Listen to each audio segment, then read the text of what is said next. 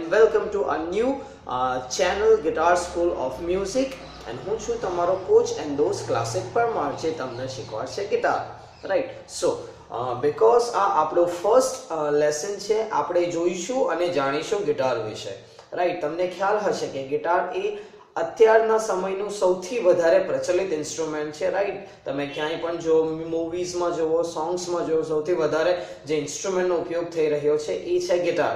Right. So first question આપણને થાય છે કે આ ઇન્સ્ટ્રુમેન્ટ આવ્યું ક્યાંથી? રાઈટ. સો હિસ્ટ્રીમાં જો નજર કરીએ તો આપણને જાણવા મળે છે કે બેબીલોન સંસ્કૃતિના સમયમાં આ ગિટાર વાદ્યની રચના થઈ હતી કે એની શોધ થઈ હતી. તે સમયે એક્ઝેક્ટ આ ઇન્સ્ટ્રુમેન્ટ તો ન જ હતું, બટ કાળક્રમે એમાં ચેન્જ થઈને અત્યારના આધુનિક સમયનું જે આપણે ગિટાર જોઈ રહ્યા છે તે આપણને જોવા મળે છે. રાઈટ. સો આ તો થઈ ગિટાર વિશે હિસ્ટ્રી. રાઈટ. ધેન ગિટાર એ કયા પ્રકારનું ઇન્સ્ટ્રુમેન્ટ છે? ગિટાર એ એક તંતુવાદ્ય છે. તંતુવાદ્ય મતલબ એવું વાદ્ય કે જેમાં તારોના કંપનથી કે તારોના ઝંઝણાહટથી અવાજની ઉત્પત્તિ કરવામાં આવે છે. રાઈટ. સો ઇન ગિટાર તમે સ્ટ્રિંગ્સને વગાડો કે સ્ટ્રિંગ્સને ઝંઝણાહટ કરો તો તમને સાઉન્ડની ઉત્પત્તિ થઈ શકે છે. તેથી જ આ ઇન્સ્ટ્રુમેન્ટને તંતુવાદ્ય કહેવામાં આવે છે. ઓકે. ધેન આજે આપણે જોઈશું ગિટારના પાર્ટ્સ વિશે, બીકોઝ આપણો ફર્સ્ટ લેસન છે. So you need to know what is guitar and what are the name of the parts of the guitar. Right. So ચલો આપણે સ્ટાર્ટ કરીએ ગિટારના પાર્ટ્સ થી. રાઈટ. ઓકે. ફર્સ્ટ જે તમે જોઈ રહ્યા છો જે આ લાકડાનો પાર્ટ છે, રાઈટ, જે સૌથી મોટો પાર્ટ છે ગિટારમાં, રાઈટ, એને કહેવામાં આવે છે body of your guitar. Right. જે રીતે આપણી બોડી છે તે રીતે આ પણ ઇન્સ્ટ્રુમેન્ટ છે, એનું જે મેઇન પાર્ટ છે, જે મેઇન કમ્પ્રાઇઝિસ છે, એને કહેવામાં આવે છે બોડી, જે બનેલી હોય છે લાકડાની. રાઈટ.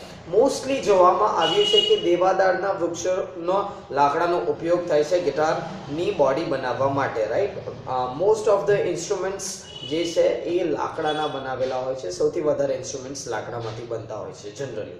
રાઈટ. સો આ જે પોર્શન છે એને કહેવામાં આવે છે બોડી ઓફ યોર ગિટાર. તમે જોઈ શકો છો કે એની જાડાઈ છે, એની જાડાઈના બેઝ પર તમારો જે સાઉન્ડ છે એની લાઉડનેસ ડિપેન્ડ કરે છે. ફોર એક્ઝામ્પલ, આ એક જમ્બો ગિટાર છે. Right. That means the largest size in guitar. So જેટલું જમ્બો ગિટાર હશે એટલું જ તેનો અવાજ વધારે રિફ્લેક્ટ કરશે. Right. So we have seen first part of the guitar, that is body of your guitar. Right. Second thing તમે જે જોઈ રહ્યા છો ગિટારના સાથે અહીંયા અટેચ કરેલી છે લાકડાની એક પટ્ટી. રાઈટ.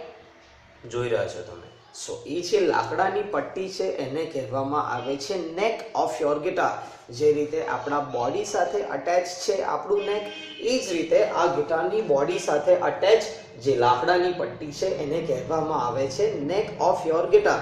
રાઈટ. સો તમારા નેક ઓફ ગિટારની ઉપર શું હશે? તમારા નેક ઓફ ગિટારની ઉપર જે પાર્ટીશન્સ પાડેલા છે એને કહેવામાં આવે છે freight board. What it is cold? It is cold a freight board. Right. તમે જોઈ શકો છો જે ધાતુની પટ્ટી અહીંયા લગાવેલી છે, અલગ અલગ જગ્યાએ અલગ અલગ સેમ અંતરે ધાતુની પટ્ટી લગાવેલી છે. રાઈટ. એને કહેવામાં આવે છે frets. Okay. What they are called? They are called frets. Okay. ફ્રેટ્સનો ઉપયોગ એ છે કે તમે અલગ અલગ જગ્યાએ અલગ અલગ ફ્રેટ્સ પર પ્રેસ કરીને અલગ અલગ નોટેશન નું નિર્માણ કરી શકો છો. Okay. So till now we have seen two parts of guitar. First is the body of your guitar and second is neck of the guitar, and above that this place is called the fretboard. Right. and આ જે અલગ અલગ પાર્ટીશન્સ પાડેલા છે એમને કહેવામાં આવે છે ફ્રેટ્સ. રાઈટ. આફ્ટર ધેટ તમે જોઈ શકો છો ગિટારના બોડી ઉપર નેક છે અને નેકની ઉપર જે પાર્ટ છે આ પાર્ટ પર્ટિક્યુલરલી, રાઈટ, આ પાર્ટને કહેવામાં આવે છે headstock of the guitar. Right. જો હેડ સ્ટોકમાં શું આવે છે? હેડ સ્ટોકમાં આવી જાય છે તમારા ટ્યુનિંગ કીઝ, જે કીઝને તમે ઈધર લૂઝ કે ટાઈટ કરીને તમે ગિટારના જે તાર છે એના અવાજને વિચલિત કે પછી એને adjust કરી શકો છો. Right. So till now we have seen three parts of the guitar, three basic parts of the guitar. First is your body, then this part is called your fretboard and neck, right? And the third part, that is called the headstock of the guitar.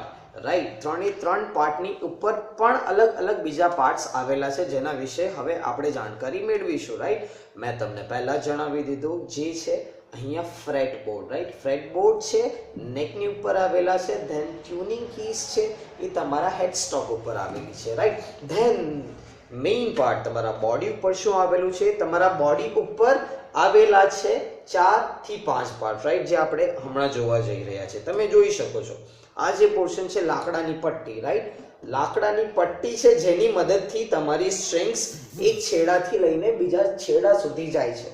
Right, સો જે આ લાકડાની પટ્ટી છે એને કહેવામાં આવે છે bridge of your guitar. Right, it is called the bridge of your guitar.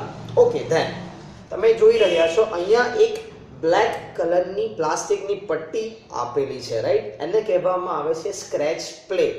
Right, Y it is cold scratch plate? કે જે તે સમયે જ્યારે તમે ગિટાર વગાડો છો ત્યારે તમારા પ્લેટફોર્મથી તમારા બોડીને નુકસાન ન થાય, તમારી જે બોડી છે લાકડાની એને કોઈ પણ નુકસાન ન થાય એના માટે અહીંયા પ્લેટ આપવામાં આવેલી છે જે તમારા ગિટારને ઘસાવાથી બચાવે છે. રાઈટ, નાવ હવે આવી રહ્યો છે તમારો સૌથી ઇમ્પોર્ટન્ટ પાર્ટ, સ્ટ્રિંગ્સ. રાઈટ, જેનાથી જ તમે સાઉન્ડ ઉત્પન્ન કરી શકો છો. રાઈટ, સો આ છે તમારા સ્ટ્રિંગ્સ. રાઈટ, તે અલગ અલગ ધાતુમાંથી બનાવવામાં આવે છે. Most of they are made of aluminiums. Right, so તમારા ગિટારમાં ટોટલ 6 સ્ટ્રિંગ હોય છે. રાઈટ, 6 સ્ટ્રિંગ્સને અલગ અલગ ટ્યુન કરવાથી એક ડેફિનેટ સાઉન્ડ આપણે પ્રોડ્યુસ કરી શકીએ છીએ. રાઈટ, 6 સ્ટ્રિંગ હોય છે. ધેન હજી એક પાર્ટ રહી જાય છે, એનું નામ છે સાઉન્ડ હોલ.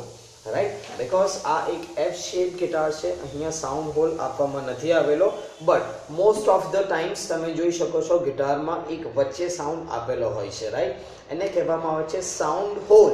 જ્યારે પણ તમે સ્ટ્રિંગ્સને ટચ કરો છો કે સ્ટ્રિંગને વગાડો છો ત્યારે એ જે કંપન ઉત્પન્ન થાય છે એ તમારા બોડીમાં જઈને એક જગ્યાએથી બહાર આવે છે. રાઈટ, જ્યાંથી બહાર આવે છે એ જગ્યાને કહેવામાં આવે છે sound hole, because the sound is being produced at some certain point or a hole. That's why this portion is called a sound hole.